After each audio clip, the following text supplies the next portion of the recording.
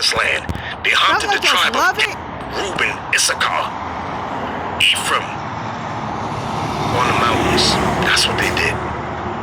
They even got slaves, the buffalo soldiers, to just help decided them to come. and promised them freedom if we pay helped me a them visit. slaughter Gad, Reuben, Issachar. And what happened after we helped our people overthrow them? Right back in slavery. Bye, niggas. Bye. Simple as hell, y'all.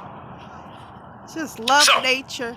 I made a statement about cemetery school. I made a joke about them going to seminary schools, which is nothing but cemetery schools. Look at that, When you look at the book of John, showing their chapter beauty, 7. their infinite beauty that the Lord gives. John chapter 7 You should see, sometimes they do so many and verse positions to let them 15 know that it the is. Lord set them.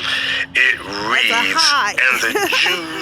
and the Jews marveled, saying, how knoweth this man letters, having never learned?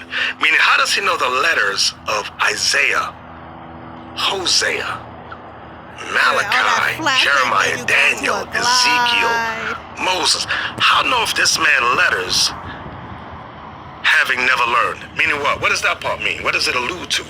They had schools of learning